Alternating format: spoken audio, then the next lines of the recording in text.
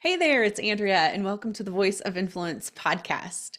Today, I'm really looking forward to talking with Monique Farmer. She runs a PR communication consultancy, Avant Solutions, and is the creator of Anvil Ready, an online communication strategy builder that aids the communication professional in creating communication plans.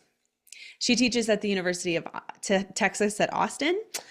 Farmer previously served in federal government public affairs for 12 years as the director of communications for Nebraska's largest school district and in corporate communications for ConAgra Foods, now ConAgra Brands.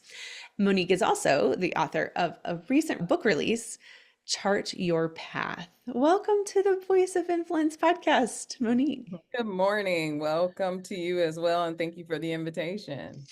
So I was really looking forward to talking with you a little bit more because you were recently on a panel that we put together for a leadership program, and oh my goodness, it was a really good conversation. That was a really good conversation.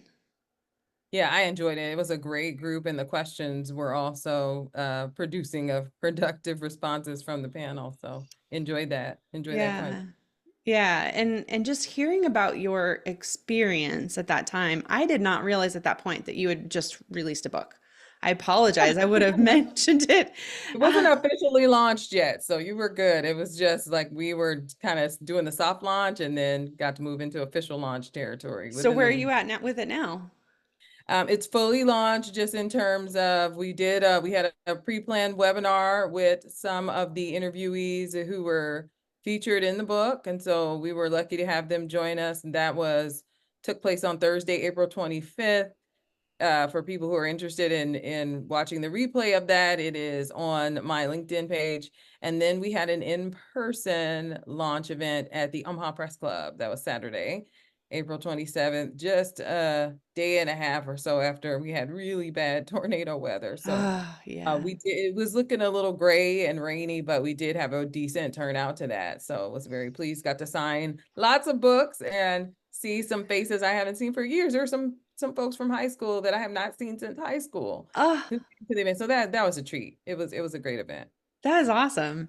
How are you feeling about it at this point? I Just the feel going through the process, like book and book launch, is just a big deal.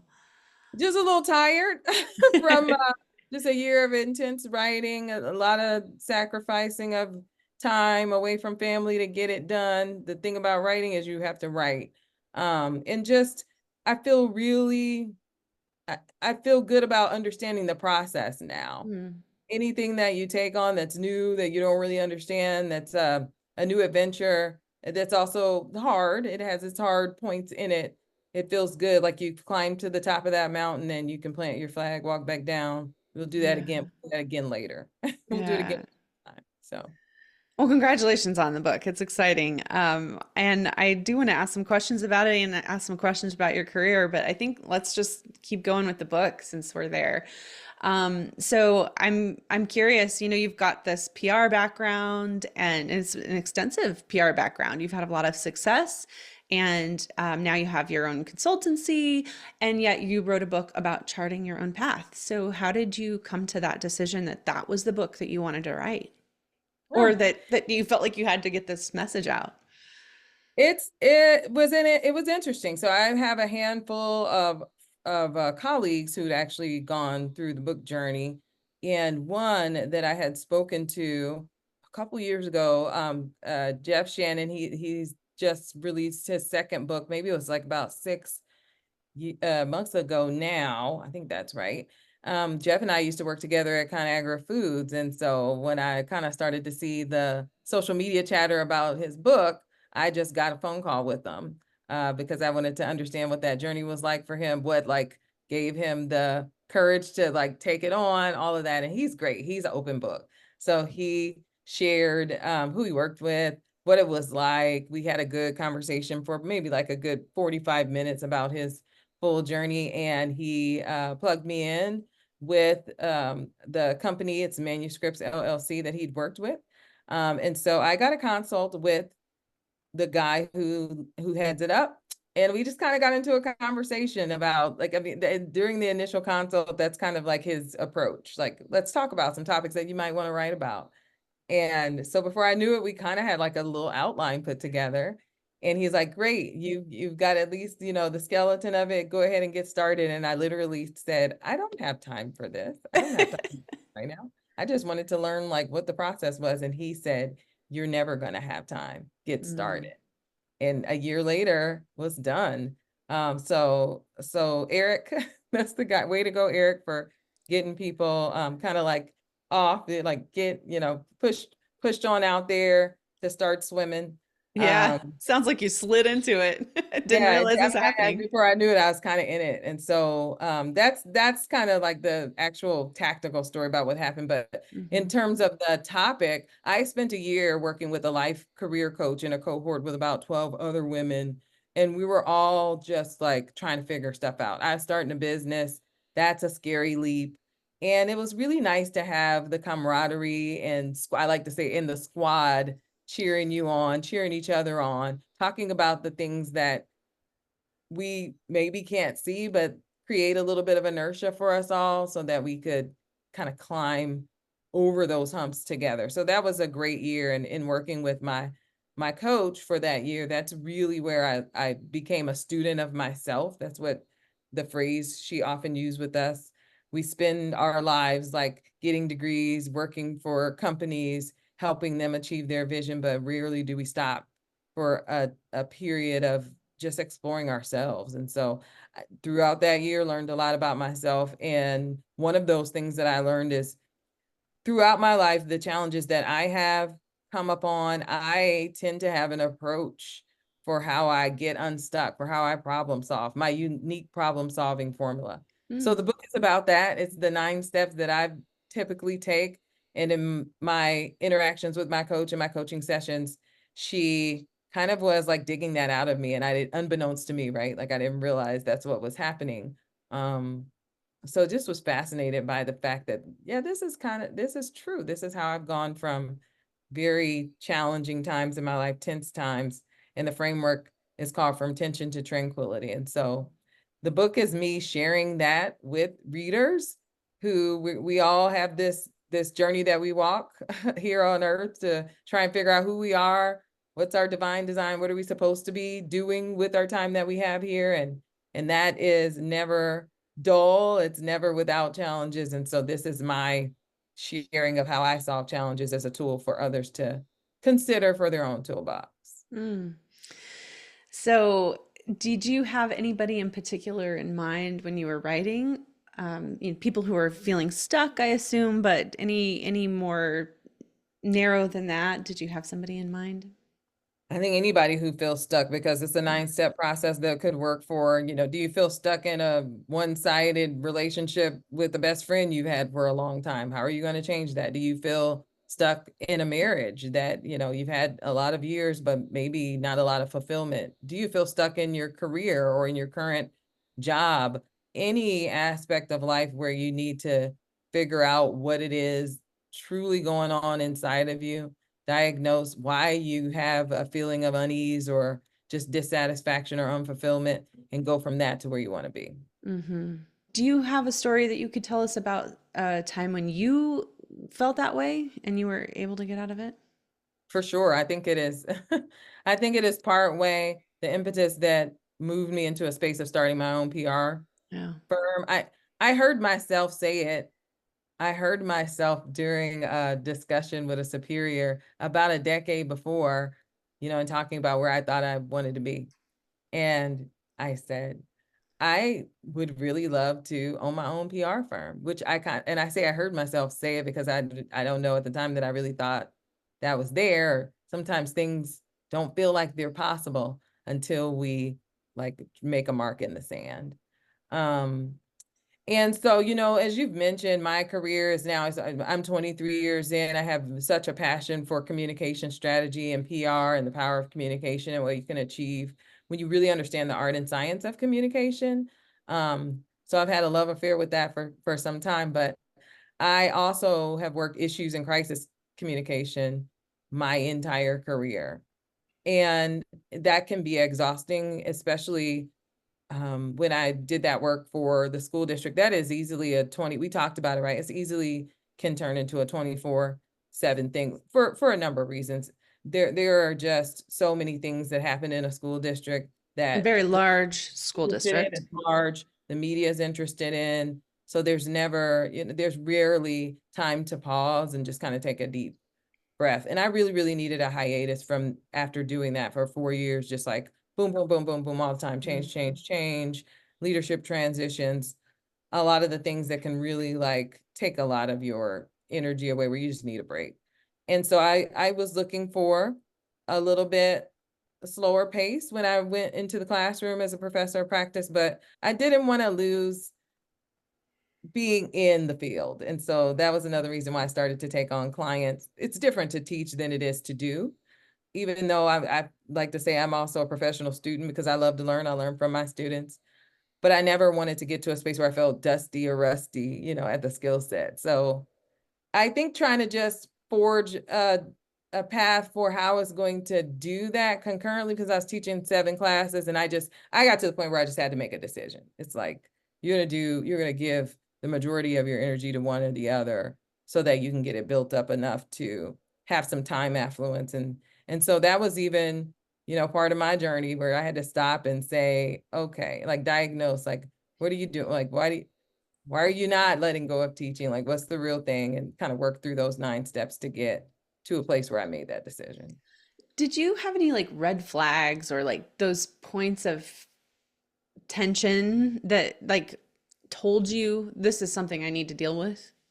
It's so interesting that you asked that. I had gone into a couple of spaces. One was a volunteer activity where I was helping to facilitate some sessions for strategic planning so that we could get our strategic plan written and documented. And um, I'd left there. One of the people who was in the audience that I'm friends with called me and said, "Why are you still teaching? Like, you have some talents and skill sets that can be used in such a more broad capacity." And the answer to that is because I love it, right? Like, I'm still teaching now. I teach one class asynchronously for University of Texas at Austin.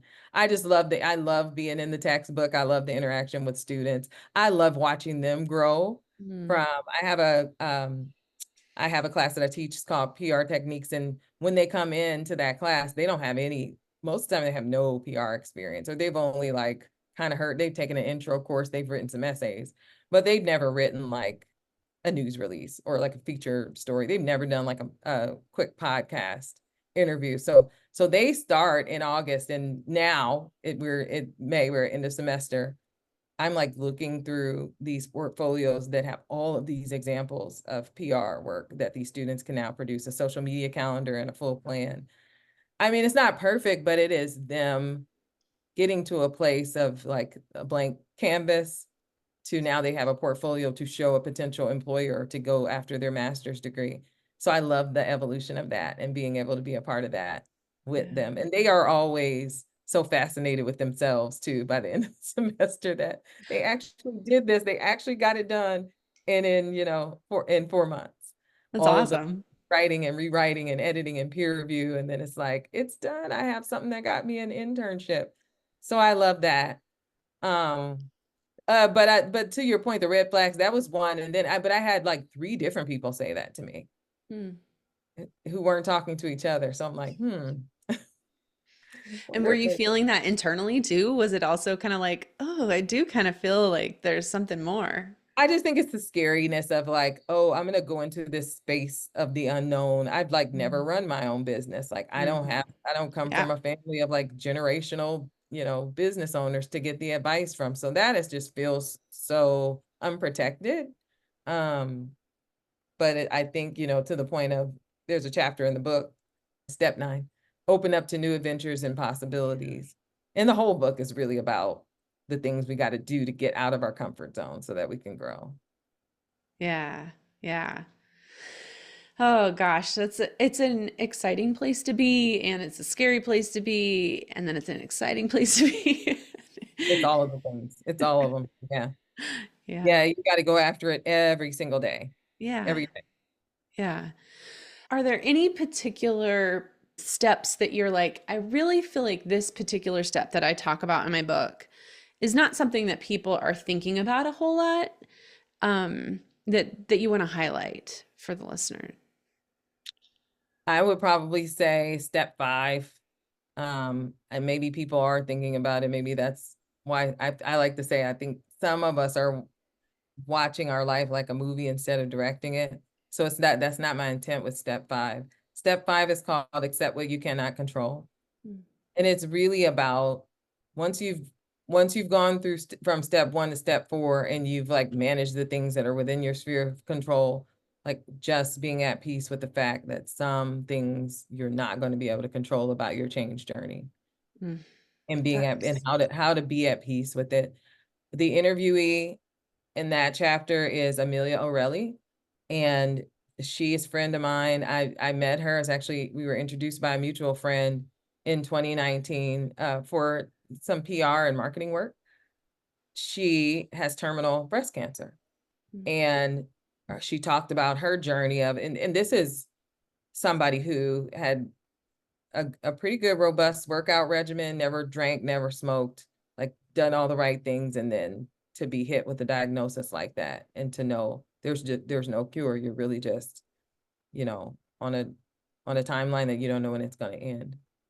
And so she talked a lot about how she's gotten to a mental space of being at peace with knowing that, but also wanting to make the most of her time and creating a way to use her own story and journey to help other people. So mm, she put together a guide. It's called How to Breast Cancer, and she has a whole website, but it is a guide for anybody who's received the news that they have terminal breast cancer, which could be men or women, because most of the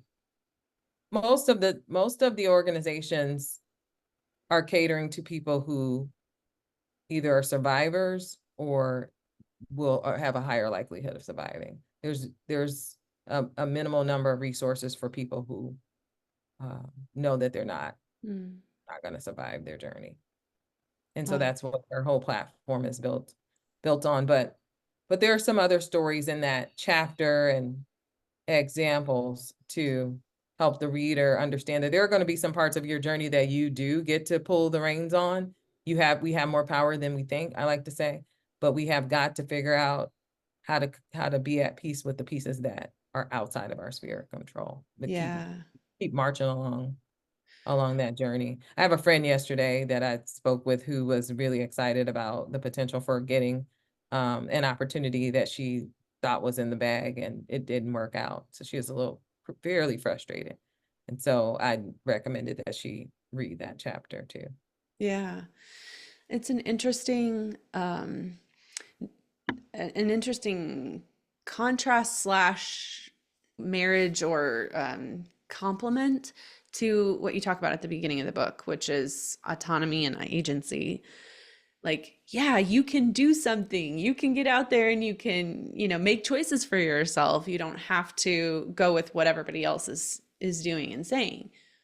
But at the same time, we're not all our own little gods in our own little worlds. We we still have constraints. There's still things that happen that we can't control.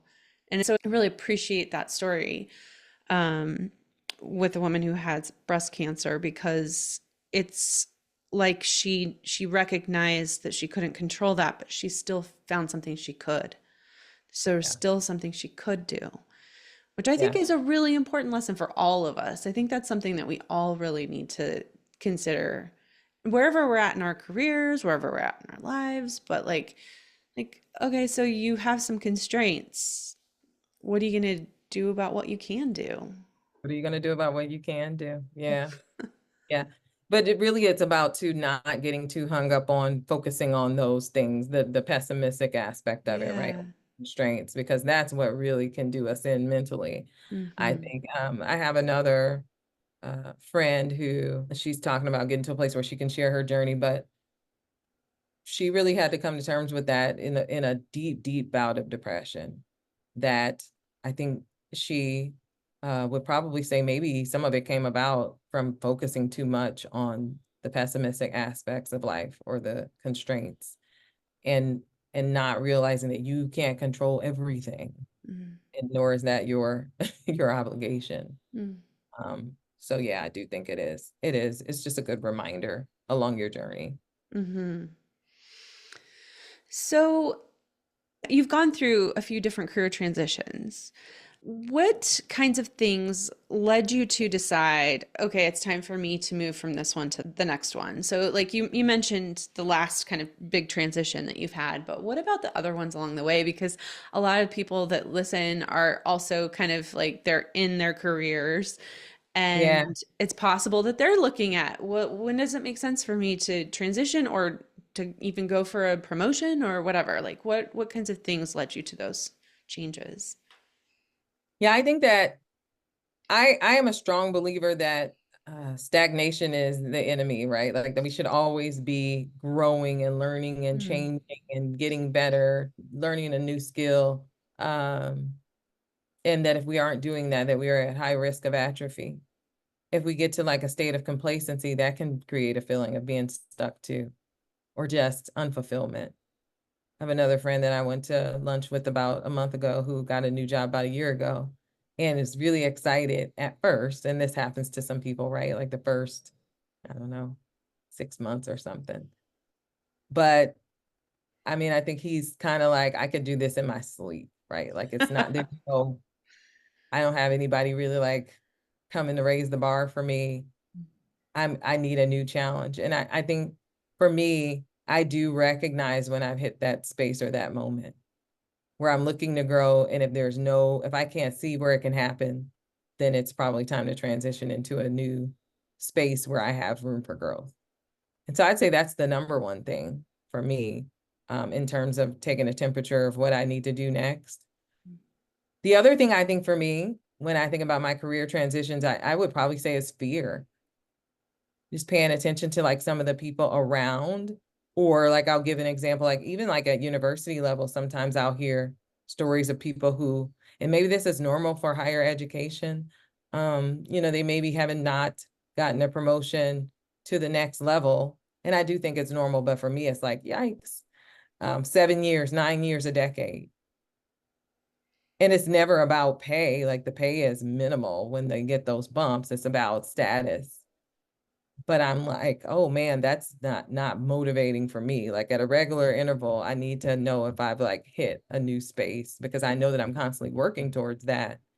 And for me, for it to take that long feels a little demoralizing if I know that I'm working to a certain level, but to not receive any recognition for that for a decade is like, that'll make me super not even motivated to keep pushing hard. yeah. So paying attention to some of that in the career space you're in, like what does your career ladder look like? Realist, and understanding that when you walk in the door so that you can have a game plan. Yeah, that's really good. Yeah, I've also heard the same thing from people in academia. It can be it's just there are long runways to each new place that you could go, and there aren't a whole lot of new places to go. So, especially if you're not, you know, climbing a leadership ladder in particular, but that one, even that one's really hard And long. and long. Yeah. Um, okay, so there's probably also times I would assume in your career when you were like, even though I'm in a really like tough spot, I actually kind of know that I need to be here right now. Oh Is yeah, that for sure. true? Yeah, yeah. Can you Yeah, tell us as about some of those? uncomfortable as that is, and it's like you want to just get done with it. I mean, honestly, I felt like that at the school district. By month 8, I was like, I'm over this. Um, it's just because it was so fast, and to Yeah. be completely candid, it was some of it is so highly politicized that you've got all these competing stakeholders, and it's like this is a zero-sum game, like, but you're still trying to like get your stuff done, and you're trying to do the best that you can, realizing that you're not going to ever make everybody happy, Mm-hmm. which can also be a little bit frustrating, but that's the terrain, right? um, Mm-hmm. and so, but I do think that, I mean, I will also say, and I've said this to people, I don't believe that I could be in the space I'm in now if I hadn't gone through those things. Mm. because there was so much learning that happened. Things you think you know that you don't know because you haven't been there. Once you get there, you're like, oh, wait, whoa. And I think there's a lot of taxi and Uber drivers with all the panaceas for the world's problems, right? But it's like, if you're not sitting in those seats, you don't even have a clue what that terrain is really about. And I say that often too, because I don't think, I mean, I'd say that to some of the leaders that I've supported. I've always supported leaders in their communication strategy and been their remark writer, their confidant, what have you. Um, and I mean, it's just like there's no way to explain in words that someone else could really understand what this experience is like, the level of stress it is, the level of competing stakeholders, the level of just difficulty in decision making on an ongoing basis that Hmm. has to take place for this machine to go. There's no way it's just there's no way to explain it. Like people would have to sit in it and have their and be on fire themselves to get it. Hmm. Yeah, that's a really good point. The the stress and I think your point about something being highly politicized, it almost feels like everything is now. So there, so it is really like it's impossible to make everybody happy. If you're out there trying to make everybody happy, you're not going to last very long as a leader because it's just not going to happen. So then the question becomes, what makes it worth it? What makes it worth it to be in that position, or what, like what drives a person in that scenario? And I guess when you've been in those moments with those particular kinds of people, what have they said? Like, why are they still doing it? They, I mean, they and me, I think what you realize is that you can make change that matters. Mm, And it has to be bigger than you. It can't be about you or what you want or, how many people get to see you look cute on the stage in your cute black dress or whatever. It can't be about that. It has to be about understanding that just your presence has the potential to impact a decision that's going to impact thousands of people, thousands of kids. yeah. And understanding what that means, understanding the gravity of that obligation and taking it very seriously and using it responsibly. Um, the leaders that I've supported, there's often some other passion inside of them that is rooted in their value system or rooted in maybe a story that has to do with their own childhood or their family legacy, or this is the thing, this is where we show up and make a difference in the spaces we end up in. But it is always something bigger than them. Because Mm. to your point, it's like sometimes there's not enough money in the world. It's just like you could keep that money. Sometimes, sometimes it's there's not enough, and after a while, I mean, some of them wear out. I mean, the average CEO, these stats may have changed, but the last time I checked was probably a couple of years ago. It was 2.8 for the average CEO, 2.8 years. Like Yeah. that's not even long enough to become expert. Adam Smith said you need 10,000 hours. That's 5 years. They don't, most of them don't make it that long because of all the things we're talking about right now. So it has to be about something bigger than being at the top. It can't be about that. You definitely won't last. You won't even last your 2.8. Hmm. So what drives you? What keeps you going? I have three progenies. One is 22. He's doing cybersecurity and military. My daughter's pre-med at University of Nebraska in Omaha. And then I have I like to call him a little guy. He's like, I'm almost grown. He's 15. He's no. But he's always wanted to be a pilot ever since the first time he got on a plane. Like it's never changed. And he's like done all the research for the best schools and all that stuff. But for me, they're my driver. I feel such a huge obligation to demonstrate to them that the things that you want, your desires, if you go after them, they're achievable. It's it feels really good to show them that so Mm, they don't have any excuses, right? Like for the things that they want to do. Like, yeah, it's going to be work. It's going to take time. You're going to have to study. You're going to have to, miss some hangouts. It's going to be hours of getting to where you want to get to. but there's no dream that you can build inside your head that you can't make happen. Mm. You're willing to put the work in. And so that drives me quite a bit.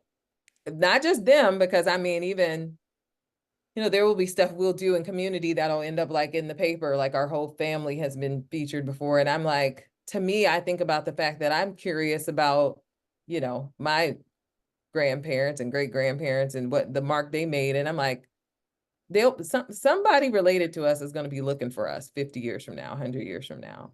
And I want them to be able to find us. Hmm. Yeah, you write about your family in your book. So, do you think that this am ambition, this desire to keep moving forward and keep growing and getting going after what you want, do you think that that comes from like a family history of some kind, or is there some other origin? I think so. My grandmother was a teacher, but she didn't become a teacher until she was in her mid 40s, and she had 9 kids and raised a family, and then she got a divorce and went and got her education, and she got her master's degree, and she taught until she retired. But for me to be able to hear that story it's for one such a compelling story, but it's so inspirational because it paints the picture of what I'm talking about. Like there aren't, you can make excuses for the constraints you have, or you can get busy. And so knowing that about her, and I share that story in the book too. I've shared it with my daughter multiple times.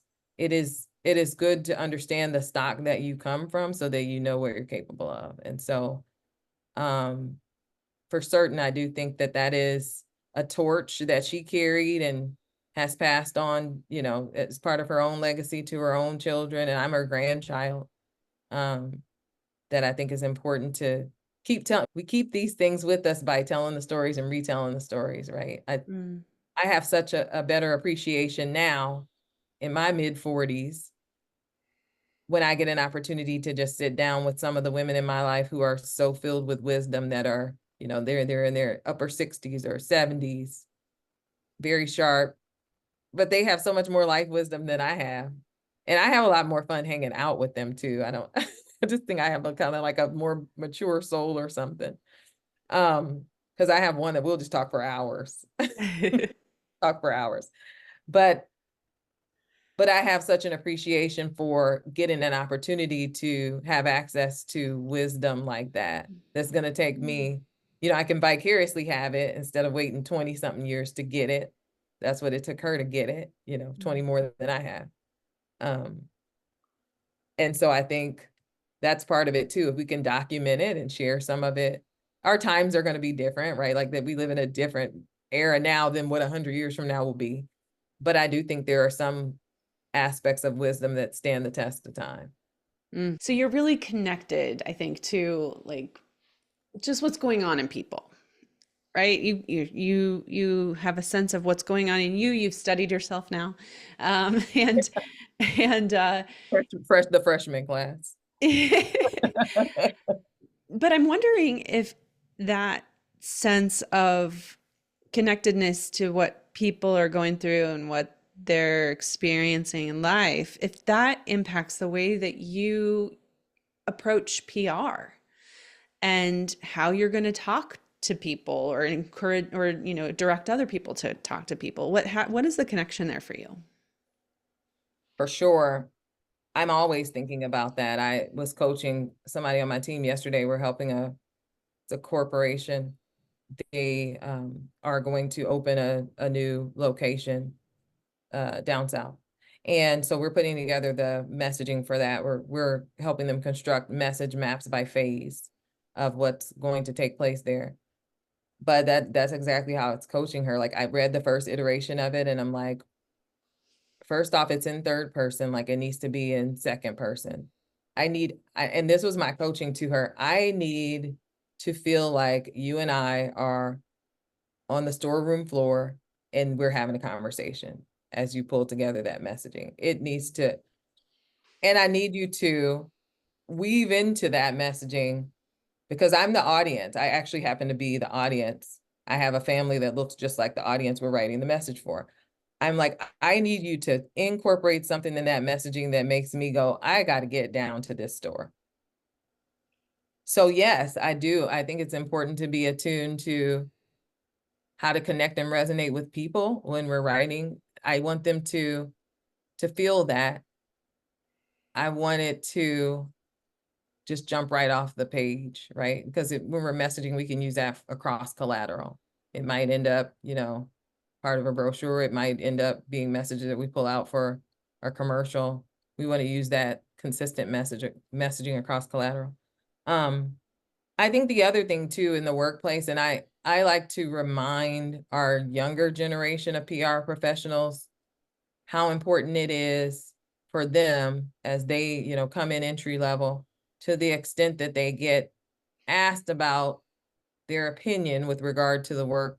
They're in the room and they get some voice time, take some, make space, take space, that they understand they also have a role to help be the conscious of that organization. Mm. And what I mean by that is, everybody will be like running away on this plan or what they're going to do. Like I can give you an example. I've almost not every single place I've worked, there have been layoffs. Everywhere I've worked, there's been layoffs, with the example of higher ed. Those all need communication plans. Whenever I'm in the room kind of listening to how it's going to go, I'm listening for the human aspect of how we're going to do this, how we're going to deliver the message. And that requires being a conscience.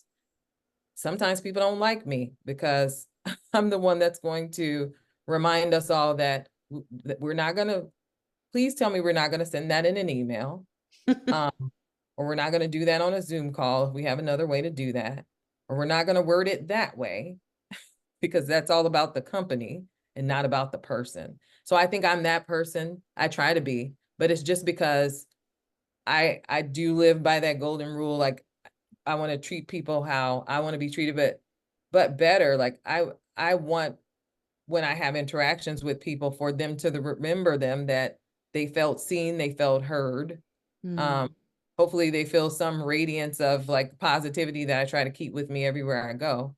But just the easy part, like people are human. You're human. How do you want to be treated? I can imagine that there are times when it's got to be hard to help other people read the room. I probably not. It probably should be harder for me. Like I said, I'm sure there's some people who I'm not their favorite person sometimes because I probably say stuff that other people want to say, but they won't. Mm. I find a way to not be intimidated by that. Sometimes it does. I think they may view it as, now we got to do all this work because Monique was running her mouth.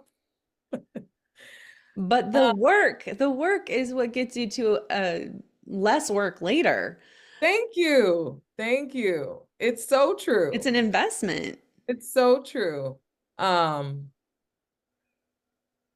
that's what I'll say there. That's what I'll say there. Is there anything else in particular about your book that you're wanting to make sure that people know? I'm going to ask you about how they can find it in a little bit, so you don't have to answer Yeah. that question yet, but just like in terms of the content and what your mission is. Yeah, I hope when people read the book that they really conduct surveillance on themselves and examine themselves to truthfully answer the question about whether they are living or creating the life that they truly want to live. We only have so much time here, right? I hope they ask themselves that question.